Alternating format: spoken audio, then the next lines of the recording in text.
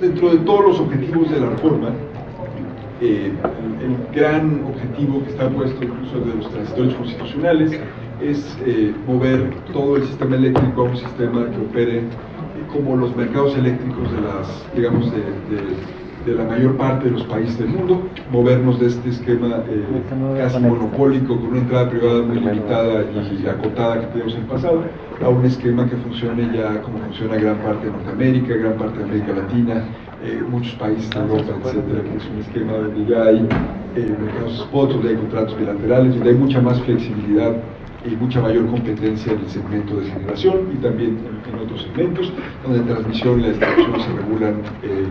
por reguladores económicos especializados conforme a metodologías conocidas, etc. Y toda esta, digamos, esta nueva arquitectura industrial tiene una lógica que está dirigida pues, a lograr, entre otras cosas, tarifas más bajas, que es visto como un problema importante por la mayor parte de la población y como un problema importante de competitividad para la economía mexicana. Digamos, en términos generales, México paga mucho más por la electricidad y algunos segmentos, comercio, la pequeña industria, etcétera, muchísimo más que en otros países, y ahí hay una oportunidad muy importante que se puede aprovechar si hacemos bien las cosas. Entre otros de los objetivos que están puestos aquí, también está, y uno de los objetivos más importantes de la reforma era impulsar el uso de energías limpias. Había y hay todavía un par de leyes que venían digamos, del pasado, la LAERTE, la LACE, donde de alguna manera se incorporaban elementos de eficiencia energética y de impulso a la generación limpia, y dentro del compromiso que se hizo por los diferentes actores políticos y que se materializó en los transitorios constitucionales, se habló también de que iba a haber un paquete de leyes que impulsaran, entre otras cosas, la reducción de emisiones, la generación con energías limpias, etc. Entonces, este sí es un elemento muy importante, tiene y se incorporó en cierta medida en la ley de la industria eléctrica, pero hay mucho que se puede hacer por avanzar. Lo que voy a explicar en las siguientes láminas va a ser un poco cuáles son los principales instrumentos que están incorporados en la ley que ya se publicó, la ley de la industria eléctrica, y cuáles son los que se avecinan en desarrollo y en implementación de esta ley en el marco normativo que se va a ir desarrollando. Bueno, aquí están un poco los objetivos generales. Como se ve, también ese objetivo de protección al medio ambiente y fomento de las energías limpias es uno de los 6 con los cuales se ha predicado la reforma energética en general. Las leyes secundarias establecieron, digamos, fue un paquete de 9 leyes nuevas, de reformas a 12 leyes existentes. Una de las leyes más relevantes para nosotros fue la ley de la industria eléctrica, pero también se creó una ley especial de la Comisión Federal de Electricidad, que básicamente trató de meterle mejores prácticas de gobierno corporativo, una ley de órganos reguladores coordinados en materia energética, donde se incorporaron las disposiciones relativas a la Comisión Reguladora de Energía y a la Comisión Nacional de Hidrocarburos, y establecieron ciertos mecanismos para coordinar la política en el sector. Se hizo una ley específica para una energía renovable, que es la ley de energía geotérmica, y se crearon ya en la implementación y en un plazo muy acelerado, antes del primer mes de publicada la ley de la industria eléctrica, se creó el decreto por el cual se constituyó el Centro Nacional el CENACE, el Centro Nacional de Control de Energía, y se creó también su equivalente, el Operador Independiente del Sistema de Gas, de Gasoductos, el CENAGAS. Se publicaron en un plazo de 3 meses, antes de que a finales del mes de octubre, 25 reglamentos y lineamientos, incluyendo un instrumento que era importante porque desarrolla uno de los mecanismos institucionales más importantes, que son los certificados de energías limpias, y da alguna claridad sobre cómo van a operar estos instrumentos en el futuro. ¿Cuáles son un poco, digamos, las metas que tenemos publicadas en el programa especial para el aprovechamiento de energías renovables? Pues hay una meta, al menos que es importante, que es para el 2018, de tener casi 25% de generación limpia. Hay una meta de aumentar la capacidad instalada también para el 2018 a 34.6. En su momento eran metas que eran vistas como ambiciosas. Como estamos viendo el desarrollo hoy día, lo que vemos es que probablemente las vamos a alcanzar con cierta holgura, incluso antes de que concluya la administración, pero bueno, esto todo está sujeto a debate. Y también se publicó recientemente este año un inventario de los recursos renovables del país para ver dónde había el potencial. Y lo que nos dice este inventario, independientemente de que se puedan discutir algunas de las cifras, es que el potencial que tiene nuestro país, tanto en la parte solar, eólica o geotérmica, es amplísimo, es muy competitivo y tiene una dotación de recursos muy buena en México en términos del desarrollo de este tipo de energía con base en estas fuentes. Hay elementos de traer las mejores tecnologías seguramente en cada uno de los casos, pero la naturaleza de por sí ha sido muy generosa con México, y lo que hemos desarrollado pues es muy poquito respecto a lo que podríamos desarrollar en este sector, ¿no? Uno de los elementos que fueron un poco controvertidos de la ley de la industria eléctrica fue la definición de energías limpias, que incluyó lo que estaba considerado como renovable ya desde la legislación anterior, pero también incluyó elementos como la generación nucleoeléctrica, la cogeneración eficiente, las térmicas con captura y almacenamiento de carbono. Un poco la idea general que guió el desarrollo de esta definición era usar una definición amplia que respetara la idea básica de que es una generación, se trata de fuentes de energías y procesos de generación que no, en sus emisiones o en residuos no rebasan los umbrales establecidos por los reguladores y en la regulación, y probablemente, ahí había un elemento que para algunas personas introducía un elemento de discrecionalidad en la definición, y que los pisos estuvieran ya puestos en la regulación y pudiera paulatinamente irse subiendo, pero también que fuera tecnológicamente abierta, que de alguna manera no tuviera un cesto muy limitado, que pudiera abrazar el desarrollo tecnológico, lo que se fuera presentando, y nos parecía que esa definición nos ponía en esa circunstancia. Ese era un elemento importante. Había temas ahí como, si esta es la definición que se va a usar para los certificados, va a ser posible que la cogeneración emita el mismo número de certificados que una mini hidroeléctrica o que otro tipo de fuentes, y algunos de esos temas de incertidumbre se acotaron con la publicación de los lineamientos, que ya dijeron básicamente cuáles eran las líneas generales que iban a guiar el desarrollo de esto. Era un elemento importante para nosotros el tener una definición que tuviera esas características, que fuera, ahora sí que forward looking, que nos permitiera mirar hacia el futuro, porque también lo que habíamos visto, por ejemplo, en los estudios y proyecciones del Centro Mario Molina, es que las estimaciones que se habían hecho por este centro de cómo podíamos alcanzar las metas para el 2024, por ejemplo, requerían una variedad de tecnologías que era más amplia que las que estrictamente, tradicionalmente se asociaban como renovables, ¿no? ¿Cuáles son los principales instrumentos que se contemplan en la Ley de la Industria Eléctrica? La Ley de la Industria Eléctrica desarrolla uno de los instrumentos que se usan a nivel internacional, que es el Renewable Portfolio Standard, y que se, desarrolla a través de un mecanismo que se llama certificados de energías limpias. La base del mecanismo básicamente opera a partir de una definición de un porcentaje de energía que debe ser adquirida por todos los usuarios calificados o por todos los suministradores. El porcentaje es un porcentaje obligatorio, tiene dientes, es una obligación que si no se cumple puede ser objeto de sanciones, y por lo tanto tiene un valor que debería de impulsar el desarrollo de proyectos que pueden emitir certificados. Le genera a los modelos de negocios de energías limpias un incentivo o un elemento adicional para proveer de viabilidad a los proyectos, que es la posibilidad de vender los certificados, además de la posibilidad de vender la energía o la potencia que generen los proyectos. Entonces, no estamos ahí inventando el hilo negro, es uno de los dos grandes mecanismos que a nivel internacional con diversas variantes se utilizan. El otro son las feed-in tariffs, que tienen otras características, y también había mucha conciencia, al menos en la parte del área política de la Secretaría de Energía, de que son instrumentos que su efectividad también depende de cómo se ejecutan, cómo se plasman de manera concreta en su operación, pero el esquema de certificados también nos parecía, y ahí hubo algún estudio de la OCDE a principios del año, que de los 7 de los 10 esquemas que se utilizaban a nivel internacional y que generaban mayor reducción de emisiones a menor costo eran esquemas de certificados, alguna variante en diferentes países. Entonces tenía cierto atractivo también para nosotros en este tipo de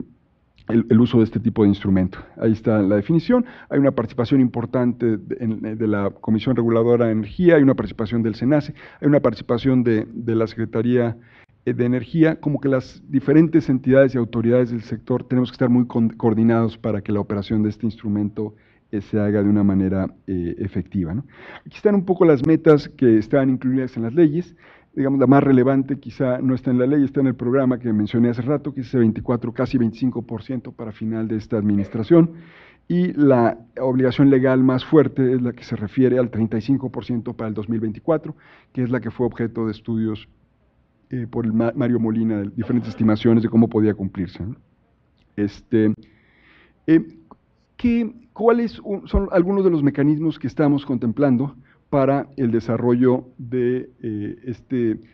mercado de certificados de energías limpias y mercado de energía? En las reglas de mercado, que se pondrán a consulta pública a principios del siguiente año, están contempladas un par de mecanismos de subasta que lo que buscan es evitar poder de mercado, etcétera, y que serían, sobre todo en el caso de las subastas de largo plazo, el mecanismo que se utilizaría para darle cierta certidumbre a los certificados de energías limpias. Ahí, básicamente, estas subastas, en el caso de las de largo plazo, garantizarían una fuente estable de ingresos que cubrirían los costos fijos o algunos de los costos de inversión de las nuevas plantas eléctricas y que reducirían el riesgo de las nuevas inversiones. En estas subastas de largo plazo, que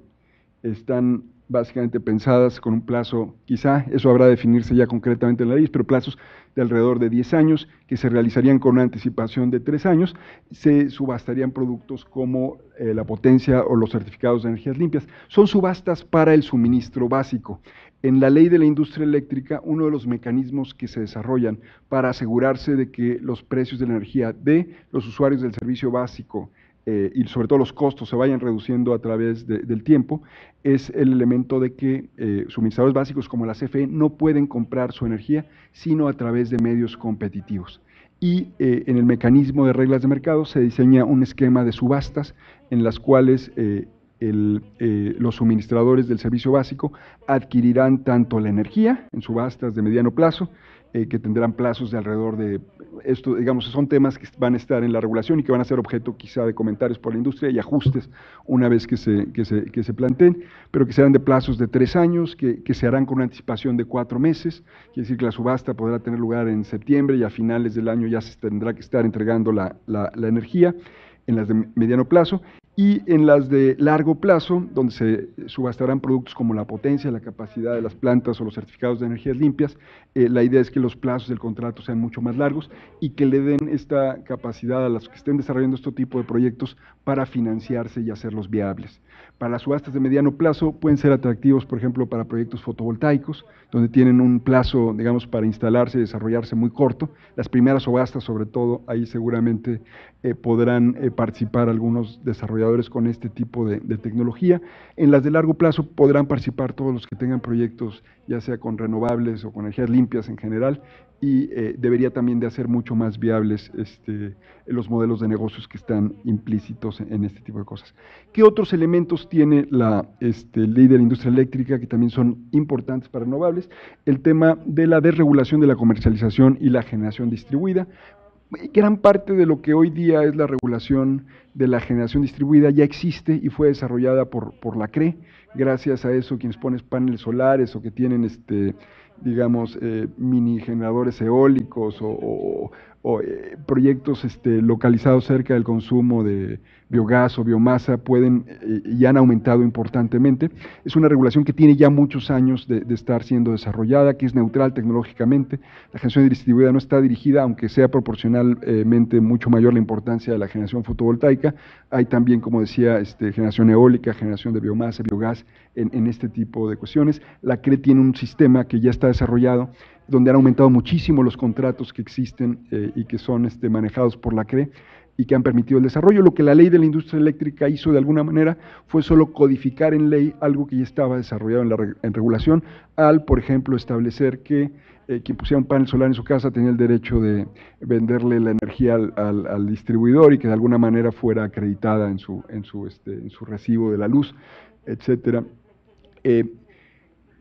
digamos, en el diseño también de las reglas de mercado, hay disposiciones que lo que garantizan también es que cuando la generación es distribuida, pues se reconozca el beneficio que genera porque no se están utilizando la capacidad de transmisión de la red, etc. Entonces, digamos, es una regulación que es amigable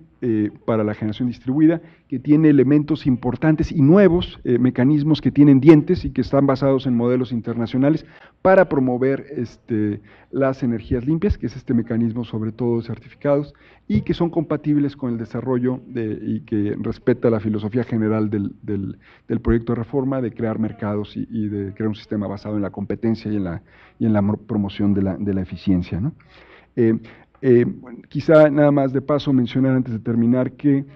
como les decía, hay una nueva ley de energía geotérmica. Como vieron en algunas de las láminas, hay un potencial muy importante de nuestro país en materia de generación con energía geotérmica. Pues, todavía somos el cuarto a nivel mundial en términos de generación con recursos geotérmicos, generación eléctrica. En algún momento estuvimos incluso más arriba. Estamos en una zona volcánica que es generosa en este tipo de recursos. La ley realmente sigue los modelos internacionales para el desarrollo de este tipo de proyectos, eliminando las dobles ventanillas o estableciendo canales de coordinación entre las diferentes autoridades que han estado involucradas en los proyectos geotérmicos. Se prevé, como en el caso de la ley de hidrocarburos, una ronda cero, de tal manera que la CFE pudiera escoger los campos geotérmicos donde en alguna época tuvo la CFE un departamento muy activo en desarrollar este tipo de proyectos, y hay varios que quedaron ahí en el tintero y que podrían aprovecharse. Si no los toma, en esta ronda cero los puede desarrollar ya sea por sí sola o con asociaciones públicas o público-privadas, y los demás ya podrán básicamente ser licitados por CENER, y en general el mecanismo ya operará sobre un procedimiento de las primeras entradas, primeras salidas para la obtención de registros, de permisos y de los diferentes títulos habilitantes para participar en este sector. Bueno, en términos generales, siempre nos gusta y creemos firmemente que la reforma va a generar beneficios importantes en términos de crecimiento para el país, en términos de empleo, y que va a traducirse también en una reducción de los precios de la electricidad, tanto para la industria como para los comercios y para todos los consumidores de este servicio. Sería básicamente la presentación, y si tuvieran algunas preguntas, con mucho gusto las atiendo. Muchísimas gracias. Para aprovechar, por supuesto, el tiempo que tenemos con el doctor Hernández, abrimos una sesión de preguntas. La pregunta es muy sencilla. ¿Cómo hacer para aplicar debidamente las leyes en un país agobiado por la corrupción como México? Claro. Bueno, yo soy un firme creyente de que el derecho opera si hay enforcement, si hay autoridades que están dispuestas a hacerlo cumplir, que tienen las capacidades para vigilar y para hacer efectivo lo que está puesto en las leyes. Por eso, en mi opinión, gran parte del esfuerzo que está puesto en la reforma energética es un esfuerzo de creación institucional. Se creó, por ejemplo, como resultado de la reforma eléctrica, el Centro Nacional de Control de Energía, el CENACE, y la reforma constitucional preveía que se creara en un año, la ley preveía que se creara en 6 meses, y acabamos creándolo antes de un mes después de la promulgación de la ley de la industria eléctrica. Los recursos, el decreto preveía que se iban a transferir los recursos que tenía la Comisión Federal de Electricidad al CENACE. La fecha límite para transferir esos recursos estaba puesta el viernes de la semana pasada. El viernes de la semana pasada se firmó el convenio, se transfirieron los recursos materiales, etcétera. Entonces, algo que es importante, yo creo que como país tenemos unos retos importantísimos por la corrupción, por diferentes cosas, en ejecutar las leyes, pero en el caso de esta reforma, en la implementación, hemos cumplido hasta ahora puntualmente todos los plazos que nos hemos establecido. A diferencia de muchas otras legislaciones y quizá de otras reformas donde se pedía algo y no se cumplía, en estas lo hemos tratado de cumplir y lo hemos cumplido en tiempo y forma. Entonces, tiene que ver con la creación de capacidades institucionales, pero también con que los diferentes operadores jurídicos, incluyendo los funcionarios, etcétera, pues le demos cumplimiento a lo que está puesto y escrito en la norma, ¿no? Muchas gracias, subsecretario, por su presentación. Acá estoy. Isabel Studer, del Tecnológico de Monterrey.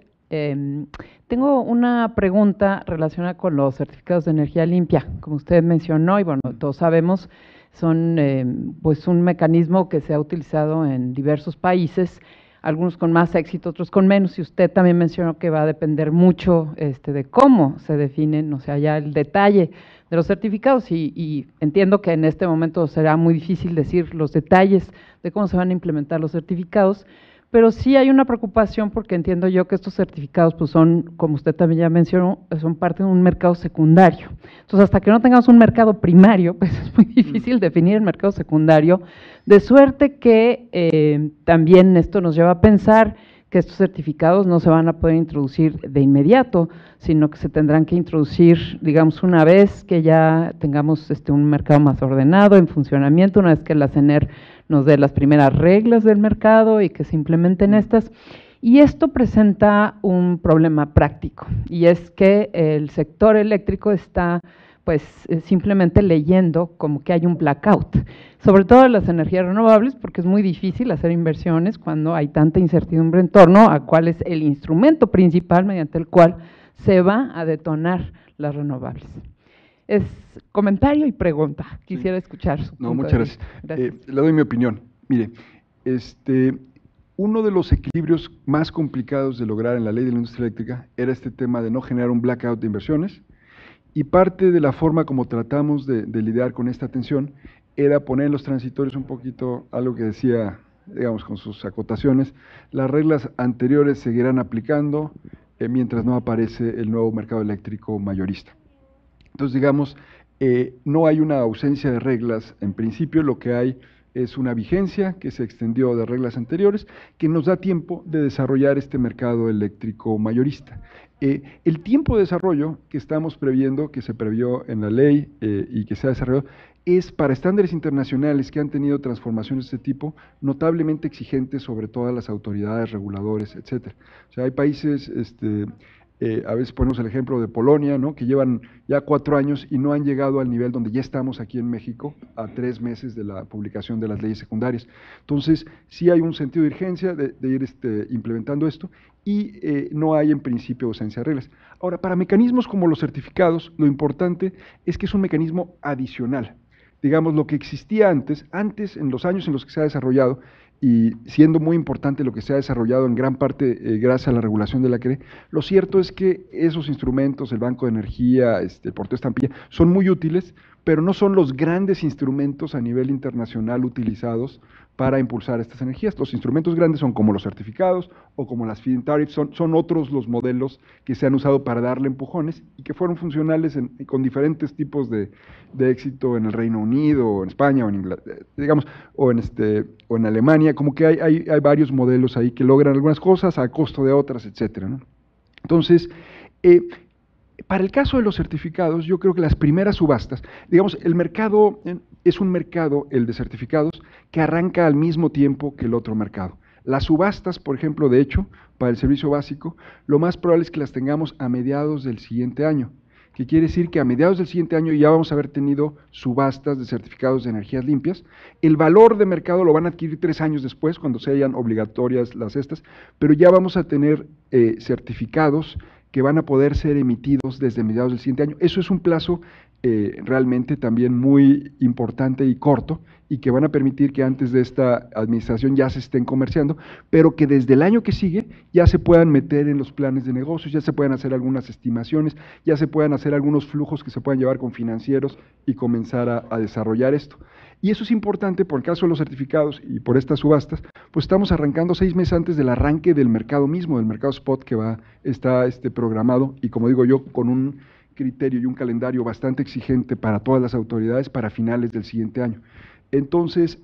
yo soy optimista. Yo he visto, recientemente nos reunimos con alguna asociación de renovables, y básicamente están pensando hacer anuncios para el sector eléctrico a principios del año siguiente. Entonces, sí hay quizá una cautela de muchos inversionistas de ver, bueno, vamos a ver qué es lo que Modelo pone ahí, y eso va a depender un poco de que seamos capaces de poner unas reglas de mercado suficientemente detalladas para que ya comiencen a incorporarlo en sus modelos de negocios y comiencen a ver cómo funcionaría. Pero hay, de hecho, así como hay empresas que están pensando esperarse a que ya vean funcionar el mercado, etcétera. Hay otras que tienen la actitud diferente, de decir, no, pues yo quiero entrar y no me preocupan tanto el detalle de las reglas porque ya he visto lo demás y lo que veo es que lo están haciendo de una manera seria y no están inventando el hilo negro, sino que están siguiendo patrones que se utilizan en otros países. Algo que yo espero que le vaya a dar, dos elementos que creo que le van a dar certidumbre al mercado para arrancar bien y pronto el siguiente año, va a ser la publicación de las bases del mercado eléctrico, que debería hacerse para consulta pública en enero del siguiente año, y la publicación que se hará o a finales de esto o a principios del siguiente año de los criterios de interconexión que hará el SENACE con validación de la CRE. Digamos, cada uno de estos elementos comienzan a dejar las interrogantes que van a estar en los planes de negocios de diferentes desarrolladores más acotadas y más reducidas. Y yo creo que ya para mediados del siguiente año va a haber un grado bastante alto de certidumbre sobre muchos de los elementos básicos de cómo va a estar operando este mercado. Pues muchas gracias, yo me despido porque tengo otra reunión y les agradezco a mis copanelistas que me hayan tolerado que pudiera hablar primero y tomar las preguntas antes. Muchas gracias. Muchas gracias.